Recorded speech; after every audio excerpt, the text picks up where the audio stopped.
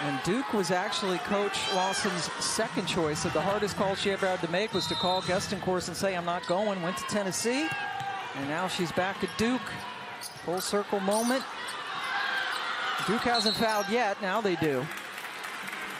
With 27 seconds left in the game. I was kind of surprised there. As soon as Anya Poole caught the ball, that Reagan Richardson just didn't kind of pounce on her, trying to force that turnover and then go for the foul. So now Anya Poole heads to the line. She had a really good first half, pulling down boards, has 9 rebounds on the night. Her defense was stellar too, Yeah. especially with all the on-ball screen offense that Duke ran. I thought she blew up a number of the plays where Duke was trying to get downhill today. Grew up in a split household. Her dad was a Carolina fan. Her mom cheered for Duke.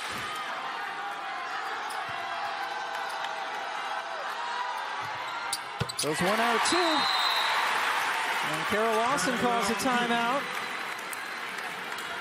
Down by 6. So North Carolina coming off a huge win here against NC State on Sunday. Trying to get back-to-back wins against top 15 rivals. And North Carolina going to take on Georgia Tech next on the ACC Network. Congratulations to Nell Fortner as Georgia Tech finally got its first win in the league. Pittsburgh still looking for its first win, so some winnable games there. Then we'll see them at Louisville on ESPN2 on February 5th.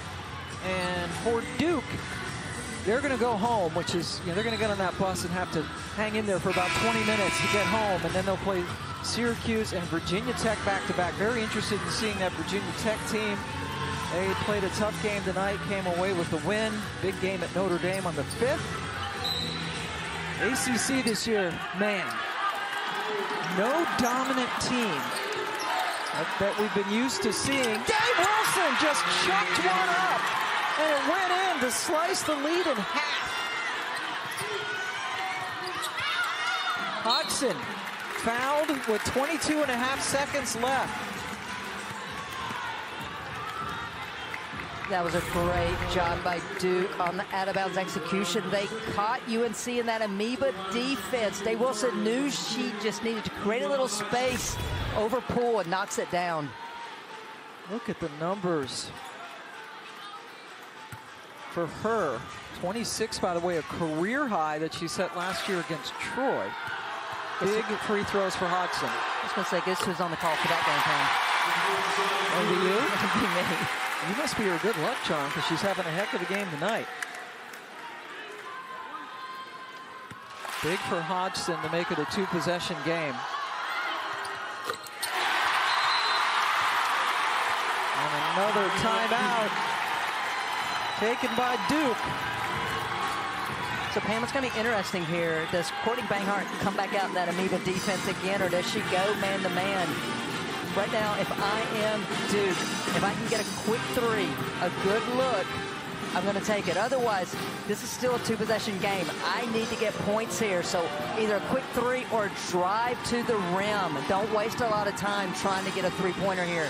And then, now Duke is out of timeout, so they have got to get into that defense and try to force a turnover. If you're Carolina, are you concentrating on Day Wilson? She's 3 of 5 from 3. Absolutely, and so that's why I'm saying, if I'm Courtney Banghart, and again, Courtney's won a lot more games than I ever did, I would get out of the amoeba defense here, and I would go man-to-man. That way you have an assignment. I would make sure that you're switching all screens as well. Let's see how we go. Celeste Taylor about to inbound. There's Day Wilson running off. Guarded by Hodgson. Taylor around. Yeah, they need a shot. Wasted a lot of time.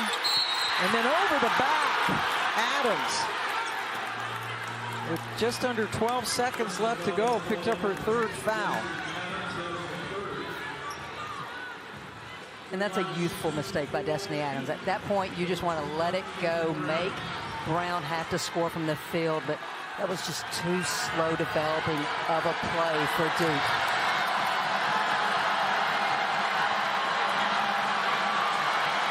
Kennedy Brown's first points of the night. She's 0 for 7 from the floor.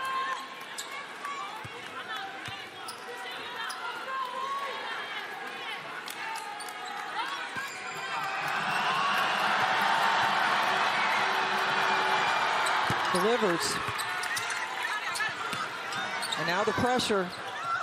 Kelly fouled almost immediately. So big free throws for Kelly. This is a one-possession game right now.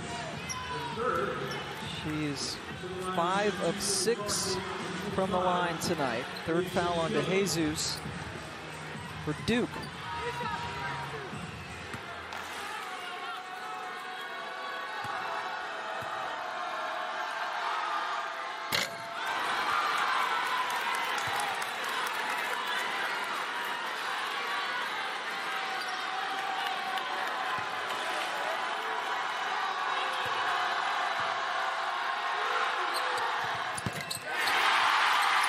Duke is out of timeouts. Kelly might have just put it out of reach.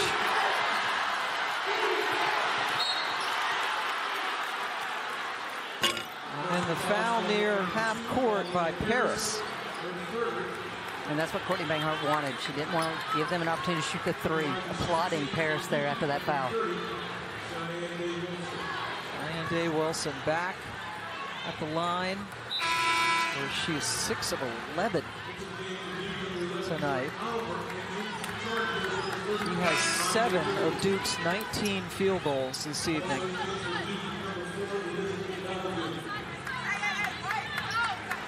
Brown out, Balagoon in.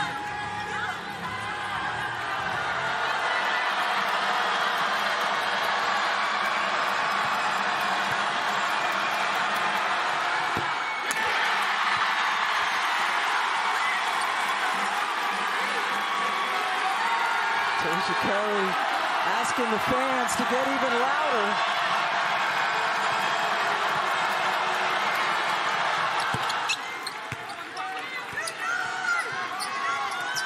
.24 now for Day Wilson. Hodgson, full speed ahead, fouled it by Taylor at midcourt. Pam, it was subtle, but Paris is behind her. As soon as she caught it, go! Yes. Telling her to get away. Yeah, that's your freshman. Exactly. Now Hodgson can salt it away here at the free throw line, where she's 2 for 2. Adams back in for Poole. Defensive substitution. Two-possession ball game now. This is the 104th time these two teams have met. No fouls, says coach. Carolina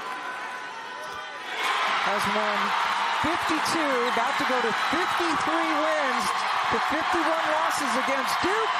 And the Blue Devils go down for only the second time this season, and they are no longer unbeaten in the ACC. Hats off to these fans and to both these teams. It wasn't a perfect game by either team, but the greatest part of all of it is there will be a rematch in February. Can't wait. They'll end the regular season against each other. For Christy Thomas-Cuddy, the rest of our crew here in Carmichael, I'm Pam Ward, as we say so long, get you back to the studio after a thrilling North Carolina win.